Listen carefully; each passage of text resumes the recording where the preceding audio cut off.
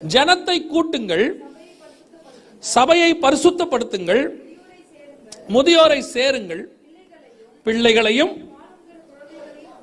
பால் உண்ணுகிற குழந்தைகளையும் கூட்டுங்கள், மணவாளன் தன் அறையையும் மணவாட்டி தன் மறைவையும்.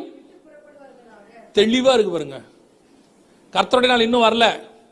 கர்த்தருடைய நாள் வர்றதுக்கு முன்னாடி, கர்த்தருடைய நாள் எப்போ வருதுன்னா 3ஆம் அதிகாரத்தில் தான் இருக்கு. அந்த கர்த்தருடைய நாள் வர்றதுக்கு முன்னாடி வசனம் சொல்லுது, சபை எடுத்துக்கொள்ளப்படுதலை பத்தி இருக்கு. மணவாளன் தன் அறையையும் மணவாட்டி தன் மறைவையும் விட்டு புறப்படுவார்களாக. மணவாளனும் மணவாட்டிங்கிறது சபையை பத்தி சொல்லப்பட்டிருக்கிற வார்த்தை. அந்த வசனத்துல என்ன இருக்கு பாருங்க. 16ஆம் வசனத்துல திருப்பி என்ன பண்ணணுமா? ஜனத்தை இப்ப திருப்பி என்ன பண்ணி வச்சிருக்கிறார் ஆண்டவர்? சபை என்ன பண்ணப்பட்டிருக்கு? கூட்டப்பட்டிருக்கு. எதுக்கு கூட்டப்பட்டிருக்கு சபை? ஜனத்தை கூட்டுங்கள், அடுத்து சபையை, அதுக்கு தான் இப்ப நம்ம கூடி இருக்கிறோம். இப்ப சபை திருப்பி கூட்டப்பட்டதுக்கு என்ன காரணம்? ஆண்டவர் நடுவில் ஒரு வருஷம் அடைச்சு போட்டாரு. திருப்பி நம்ம கூடி வர்றதுக்கு ஆண்டவர் ஒரு வாய்ப்பு கொடுத்திருக்கிறாரு. திருப்பி ஆண்டவர் கொண்டு வந்து உட்கார வச்சிருக்கிறார். எதுக்காக? இழந்து போனவைகளை இரண்டத்தனையாய் பெற்றுக் கொள்வதற்காக. அப்படியா? எல்லாத்தையும் 1000 மடங்கு திருப்பி தருவதற்காக. ஏன்னா எனக்கு ஒரு பெரிய சந்தோஷம் என்னன்னா, இந்த 2020 இருந்து 2022 ஒரு 95% ஆஃப் தீர்க்கதரிசி காணாம போயிட்டான். 2020 ஆரம்பிக்கும் போது இந்த வருஷம் அப்படி இருக்கும் இப்படி இருக்கணும் ஒரு குரூப் இருக்கும்ல. 2020 மார்ச்சில் லாக்டவுன் போட்ட உடனே 2021 முன்னாடி அவங்களாம் ஒரு 70% காணும். 2021 மிச்ச மீதியெல்லாம் வந்துச்சு. அதுவும் லாக்டவுன் போட்ட உடனே அவனும் காண போயிட்டான். இப்போ எதை நம்பி சொல்றது? இப்போ 2022 3-2 இருக்கிறது. ஆகவே கர்த்தர் உங்களை 2 மடங்கு ஆசீர்வதிப்பார் அப்படின்னு சொல்லலாம்னு நினைச்சா ஜனவரி 1ஆம் தேதியே லாக்டவுன், மிச்ச மீதியும் காணும். இந்த மாதிரி ஆட்கள் இருக்கிறதுக்கு யார் காரணம்? நீங்க தான். நீங்க தான் காரணம். சொல்றவன் சொன்னா கேட்கிறவன் இருக்கிறதால சொல்றவன் ஒருத்தன் வந்து சொல்றான். உங்களுக்குமே ஜனவரி மாசம் 1ஆம் தேதியானா அவர் என்ன சொல்லியிருக்காரு இந்த வருஷம்? ஏன் ஆண்டவர் 1ஆம் தேதி தான் பேசணுமா? ஆண்டவர் மத்த 364 நாள் பேச மாட்டாரா? மௌன விரதமா? நல்லா கவனிச்சுக்கொள்ளுங்க. நம்ம ஆண்டவர் தேவையான போதெல்லாம் பேசுவார். உங்களுக்கு தேவையான அத்தனை ப்ராப்பர்சியும் அந்த பைபிளுக்குள்ள தான் இருக்கு. உங்களுக்கு எப்படி தெரியுமா? அது திறந்து படிக்க கூட என்னது சொன்னா கோச்சுக்குப்பீங்க. இவ்வளோ சொல்லிட்டா இதையும் சொல்லிடு. திறந்து படிக்க சோம்பேறித்தனம். யாருக்கிட்டையாவது போயிட்டு உட்காந்து ஆணு கேட்கறது. இந்த வருஷம் ஆண்டவர் என்ன பண்ண போறார்? போன வருஷம் என்ன பண்ணார்? அதே தான் இந்த வருஷமும் பண்ணுவார். உங்களுக்கு என்ன தெரியுமா? ஏதாவது ஒன்று இப்படி கேட்டா தான் உங்களுக்கு காதுக்கு ஜனவரி. அதுவும் அந்த 31ஆம் தேதி நைட்டு ஆல் நைட் சர்வீஸ் இருக்கா? இருக்குல்ல. அந்த நேரத்தில் அந்த கவுண்ட் டவுன் விட்டு உங்களுக்கு ஏதாவது ஒன்று பரபரன்னு சொன்னா தான் உங்களுக்கும் கேட்ட மாதிரி இருக்கு. வீட்டுக்கு போகும்போது எப்படி இருக்கு?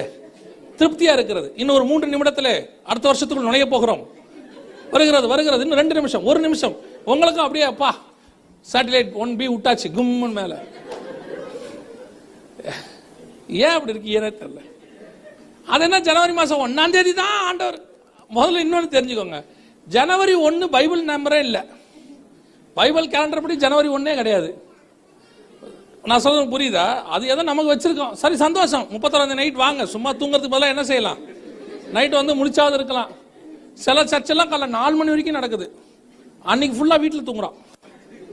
பரவாயில்ல, எப்படியோ ஒன்று பண்ணிட்டு போங்க. அது என்ன 31ஆம் தேதி நைட்டு தான் ஆண்டவர் பேசுறாரு. அது போதாது, குறைச்சலுக்கு அங்க ஒருத்தர் ப்ராபசி சொல்றாரு, இங்க ஒருத்தர் ப்ராபசி சொல்றாரு. அவரும் ஏதாவது சும்மா இல்லாம பெருநாட்டில் பூகம்பம் வரும். பெருநாட்டில் பூகம்பம் தான் நமக்கு என்ன? பெருநாட்டுக்காரனுக்கு அங்க இருக்க ப்ராஃபட் சொல்ல போறாரு. நீங்க என்ன பண்ண போறீங்க? பெருநாட்டில் பூகம்பம் வருது, நீங்க என்ன ஜோம் பண்ண போறீங்களா? பண்ணவே மாட்டியா? அவ்வளவு வருதுன்னு கொரோனா வருதுன்னு சொல்லிருக்கலாமா இல்லையா? லாக்டவுன் வருதுன்னா சொல்லிருக்கலாமா? பாலையாவது வாங்கி வீட்டில் வச்சிருப்போமா? காரணம் யாரு? நீங்க தான். நீங்க போய் உட்காந்து இப்படி கேட்டு கேட்டு கேட்டு எல்லாரும் என்ன பண்ணிவிட்டியா? மோசம் வைக்கிட்டீங்க. வா, ஒரு தமிழ்நாட்டில் மட்டும் 25 தீர்க்கதரிசி இருக்கான். ஜனவரி மாசம் 1ஆம் தேதி ஆளாளுக்கு பேசுறான். எல்லாரும் முடிஞ்சு போச்சு. 2022 ஒரு தீர்க்க தரிசன செய்தி கூட இல்லை, எல்லாம் வாக்குத்தத்த செய்தி தான். சந்தோஷமா இருக்கு கேட்கறதுக்கு. அல்லேலூயா. தீர்க்க தரிசனத்தை நான் குறைத்து சொல்லவில்லை. உங்களுக்கு என்ன தீர்க்க தரிசனம் வேணுமோ சபையின் பக்தி விருத்திக்கு ஏதுவாக கர்த்தர் உங்கள் சபையில உங்களோடு கூட பேச வல்லமையுள்ளவராக இருக்கிறார். உங்களுக்கு தேவையானது எல்லாம் உங்க பைபிளுக்குள்ள இருக்கு. உங்களுக்குள்ள இருக்கிற ஆவியானவர் பேசுவாரு. உங்ககிட்ட பேசுறதுக்கு ஆண்டவருக்கு 1000 வழி இருக்கு. இதை விட்டுட்டு போய் என்ன செய்யாதியா, அங்க போறேன் இங்க போறேன்லாம் போய் உட்காந்து வேஸ்ட் பண்ணி டைமை வேஸ்ட் பண்ணாதீங்க. உங்ககிட்ட பேசணும்னு ஆண்டவர் முடிவு பண்ணிட்டாருன்னு வச்சுக்கோங்க, தட்டி எழுப்பி கூட பேசிட்டு போயிடுவாரு. அவர் செய்ய தடுக்கிறது யாரு? அவர் பேசுவார். அல்லேலூயா. அதனால ரொம்ப கேர்ஃபுல்லா இருந்து கொள்ளுங்க. இப்போ உங்களை திருப்பி கூப்பிட்டது ஆண்டவர் திருப்பி சேர்த்திருக்கிறது. கொரோனாவுக்கு பிறகு சேர்த்திருக்கிறது இழந்து போனவைகளை ரெண்டத்தனையாய் பெற்றுக்கொள்ள 1000 மடங்கு அதெல்லாம் இல்லை. உங்களுக்கு என்ன தேவையோ அதை பரலோகம் எப்பவுமே கொடுக்கும். லாக்டவுன்லயும் கொடுத்துச்சா இல்லையா? நம்ம ஆண்டவர் கைவிட்டாரா நம்மள? ஒன்றும் கிடையாது. திறந்திருந்தாலும் கொடுப்பாரு, மூடி இருந்தாலும் கொடுப்பாரு. அவருக்கு லாக்டவுனும் ஒண்ணுதான், மூடி இருக்கிறதும் ஒண்ணுதான், மூடாம இருக்கிறதும் ஒண்ணுதான். எல்லாருக்கும் தேசம் அடைச்சிருந்தா நமக்கு கொஞ்சம் காக்கா வரும், அது வாட்டு கொண்டாந்து நல்ல சாப்பாடு கொடுத்துட்டு போகும். காக்காவே பறக்க முடியாத அளவுக்கு பஞ்சம் ரொம்ப ஆயிப்போச்சு, எவனோ காக்காவையும் போட்டான்னு வச்சுக்கோங்க. புரியுதா? பஞ்சம் அதிகமான காக்காவையும் போட்டுருவாங்க. நமக்கு ஒரு விதவை வீட்டை கர்த்தர் வச்சிருப்பாரு. எங்கேயாவது ஒரு வீடு இருக்கும், கர்த்தர் நம்ம ஆசீர்வதிப்பார். ஆட விதவை வீடுமே இல்லை, எதுவுமே இல்லை, வனாந்தரத்துக்கு வந்துட்டோம்னாலும் பரலோகத்திலிருந்து தூதனை அனுப்பி சாப்பாடை கொடுப்பதற்கு கர்த்தர் வல்லமையுள்ள தேவனாய் இருக்கிறார். அல்லேலூயா. கர்த்தரை நோக்கி பார்த்தவர்கள் ஒரு நாள் என்ன செய்யப்பட்டதில்லை, வெட்கப்பட்டு போனதே இல்லை. அதனால இப்ப ஆண்டவர் உங்களை திருப்பி கூட்டு வந்தது மீண்டும் சபை பழைய நிலைமைக்கு போயிடக்கூடாது, சபை பரிசுத்தப்படுவதற்காக. இதுக்கப்புறம் வருகை வரப்போகுது, கர்த்தருடைய நாள் வரப்போகுது. அதுக்கு முன்னாடி சபை எடுத்துக்கொள்ளப்பட போகுது. அதுக்கு பரிசுத்தப்படுத்துவதற்கு தான் கர்த்தர் திருப்பி கொண்டு உங்களை உட்கார வச்சிருக்கிறார். நிறைய பேருக்கு என்ன நினைப்புனா, சபை திருப்பி நம்மளை ஆண்டவர் பணக்காரனாக்க போறாரு, கோடீஸ்வரனாக்க போறாரு, லட்சாதிபதி ஆக்க போறாரு. நீங்க லட்சாதிபதி ஆகணும்னு கர்த்தர் முடிவு பண்ணிட்டாருன்னா அதை லாக்டவுன்லயும் ஆக்குவாரு, லாக்டவுனுக்கு பின்னாடியும் ஆக்குவாரு. அதுக்கெல்லாம் கர்த்தர் உங்களை கூட்டிட்டு வரவே இல்லை. பணத்துக்காக ஆண்டவரை தேடி வரவே வராதிங்க. உண்மையுள்ள மனுஷன் பரிபூர்ண ஆசீர்வாதங்களை பெறுவான். சில ஆட்கள்லாம் வந்துட்டு வேலை ஒழுங்கா பார்க்காம ஆண்டவர்கிட்ட ஜெபம் பண்ணிட்டு இருப்பான், கர்த்தர் எப்படியாவது ஆசீர்வாதம். அது பண்ண மாட்டார். நீ ஒழுங்கா வேலை பார்த்தாலே ஆண்டவர் என்ன செய்வார்? ஆசீர்வதிப்பார். சபைக்கு வருவது இந்த பணத்தின் ஆசீர்வாதத்துக்காக இல்லை, சபைக்கு வருவது பரிசுத்தப்படுவதற்காக. வசனம் அப்படிதான் சொல்லுது, ஜனத்தை கூட்டுங்கள், சபையை பரிசுத்தப்படுங்கள். ஏன்? ஒரு மிகப்பெரிய வருகை வரப்போகுது, ஹிஸ்டரியே மாத்த போற மிக முக்கியமான விஷயம் நடக்க போகுது, சபை எடுத்துக்கொள்ளப்பட போகுது. அதுக்கு ஆயத்தப்படுவதற்கு அடுத்து 2 பேரை முக்கியமா கூட்ட சொல்றார் ஆண்டவர். யார் யாரை கூட்ட சொல்றார் பாருங்க. அதுல முதியோரை கூட்டுங்கள், பிள்ளைகளையும் பால் உண்ணுகிற குழந்தைகளையும். எந்த 2 பேர் வரக்கூடாது சொன்னாங்க? சர்ச்சுக்கு எந்த 2 பேர் வரக்கூடாதுன்னாங்க? அபிஷியலி வயசானவங்களும் குழந்தைகளும். அந்த 2 பேரும் திருப்பி வரணும். இப்ப அந்த 2 பேரும் திருப்பி எங்க செய்யணும்? சபைக்கு உள்ள வரணும், அபிஷியலி வரணும், அனௌன்ஸ் பண்ணப்படணும். அவங்க எல்லாம் சேர்ந்து வரும்போது தான் சபை எடுத்துக்கொள்ளப்படும். நான் உங்களுக்கு சொல்லுகிறேன், கர்த்தர் இப்ப வெயிட் பண்றது வேற எதுக்காகவும் இல்லை, சபை பரிசுத்தப்படுவதற்காக. ஏன்னா ஆண்டவர் வரப்போறதே நமக்காக தான் வரப்போறார். இன்னைக்கு நாம ஆயத்தப்பட்டிருக்கிறோமா? இப்போ திருப்பி இந்த கொரோனாவில் நம்ம எல்லாருக்கும் ஒரு ஸ்பிரிச்சுவல் அறிவு வந்திருக்கணும். பணம் இல்லை, எதுவும் நம்மளை காப்பாத்தாது, கர்த்தர் ஒருவரே காப்பாற்றுவார்னு உங்களுக்கு என்ன வந்திருக்கணும்? ஞானம் வந்திருக்கணும். ஏன்னா காஸ்ட்லி கார் இருந்துச்சு, நல்ல காசு இருந்துச்சு, கிரெடிட் கார்டு இருந்தது, பர்ஸில் பணம் இருந்துச்சு, ஒரே ஒரு சிலிண்டர் மட்டும் இல்லை. ஹாஸ்பிட்டலில் ஒரே ஒரு சிலிண்டர் இல்லை, பெட் இல்லை. 60 லட்ச ரூபா காரை டோரை திறந்து போட்டு படுத்துக்கிறதான் ஒரு சிலிண்டருக்கு. இதை கர்த்தர் ஏன் அனுமதிச்சார்னா, நம்மை காப்பாற்றுவது பணம் இல்லை. நிறைய பேருக்கு ஒரு எண்ணம் இருக்கு, பணம் இருக்கு, விட்டெறிஞ்சா யார் வேளான்னு நமக்கு ஓடி வருவாங்க. ஆக்சிஜன் வராது, ஆக்சிஜன் வராது. இதுதான் உணர்வடையணும். பணம் வாழ்க்கைக்கு தேவை, ஆனால் பணம் வாழ்க்கை அல்ல.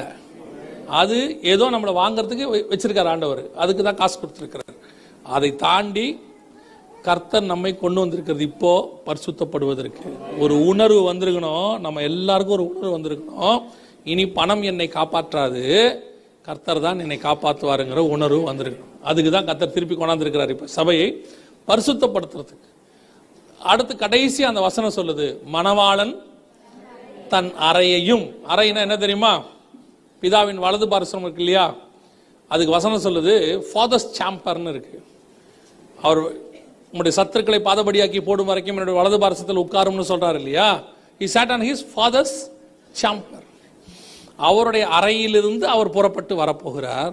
இன்னொரு பக்கம் வசனம் சொல்லுது, மணவாட்டி தன் மறைவையும் விட்டு, எந்த மறைவு, உன்னத பாட்டு 2 சொன்னது, கண்மலையின் வெடிப்புகளிலும் சிகரங்களின் மறைவிடங்களிலும் தங்கியிருக்கிற என் புறாவே உன் முகரூபத்தை எனக்கு காண்பி. அப்பனா ஆண்டவர் மேலேருந்து ஃபாதர்ஸ் சாம்பர்லேருந்து இறங்கி வருவார் மத்திய ஆகாயத்துக்கு. கண்மலையின் வெடிப்பில் இருக்கிற மணவாட்டி சபை புறப்பட்டு அவரை பார்க்க மேலே போகும். இந்த சம்பவம் புதிய ஏற்பாட்டில் இல்லை, பழைய ஏற்பாட்டில் இருக்கு. இந்த சம்பவம் யோவேல் புஸ்தகத்தில் சொல்லப்பட்டிருக்கு. ஆண்டவர் சபையை அழைத்து கொண்டு போக வரப்போறார். ஒரு குரூப் சொல்லிட்டு இருக்கு ரகசிய வருகை இல்லை, சபை எடுத்துக்கொள்ளப்படுதல் இல்லை, இயேசு பகிரங்கமாக மட்டும்தான் வருவார் அப்படின்னு ஒரு குரூப் சொல்லிட்டு இருக்குது. ஆனால் இங்கே யோவேல் புஸ்தகம் 2ஆம் அதிகாரம் 16வது வசனம் சொல்லுது, மணவாளன் தன் அறையையும் மணவாட்டி தன் மறைவையும் விட்டு புறப்படுவார்களாக. அப்ப கர்த்தருடைய வருகை மிக சமீபம்.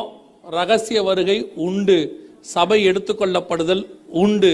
கர்த்தர் உங்களை என்னையை அழைக்க வரப்போவது நிச்சயம். அதில் எந்த விதமான மாற்று கருத்தும் இல்லை. அதுக்கு முன்னாடி நடக்க வேண்டிய சம்பவங்கள் எல்லாம் இப்போ என்ன செஞ்சிருக்கு, நடந்துகிட்டே இருக்கு. இன்னும் 1-2 மட்டும்தான் பாக்கி இருக்கு. அது முடியும் போது கர்த்தர் உங்களை என்னையும் அழைக்க வருவார். ஆண்டவர் சொன்ன இத்தனை தீர்க்க தரிசனங்களும் துல்லியமாய் நிறைவேறுமானால், அவர் வருவேன் என்று சொன்ன தீர்க்க தரிசனமும் துல்லியமாய் என்ன செய்யும், நடக்கும்.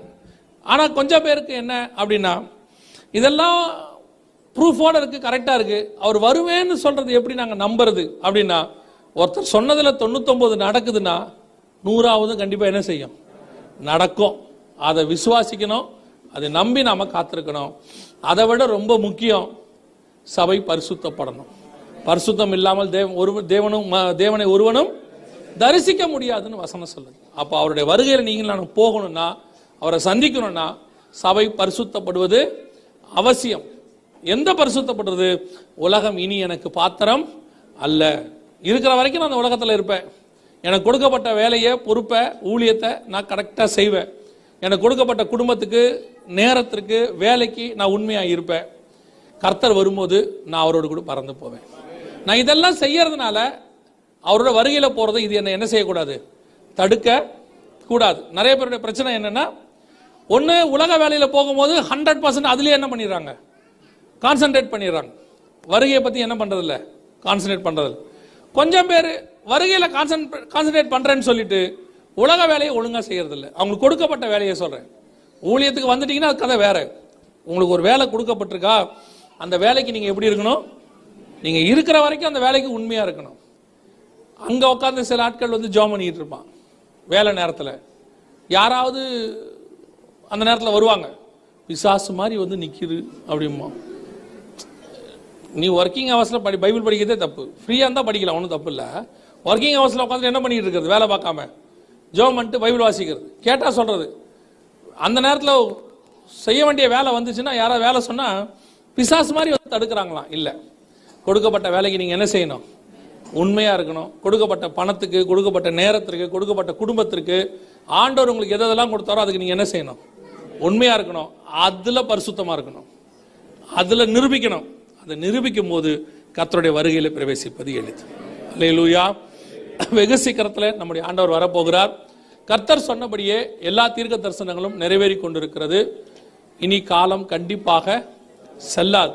இப்போ கொடுத்துருக்கிறது ஒரு கிரேஸ் பீரியட் நமக்கு. இது இப்போ சபைக்குள்ள நம்ம திரும்பி கொண்டு வரப்பட்டிருக்கிறோமே கொரோனாவுக்கு பிறகு, இது ஒரு கிரேஸ் பீரியட். கர்த்தர் ஃபில்டர் பண்ணி கொண்டாந்துருக்கிறார்.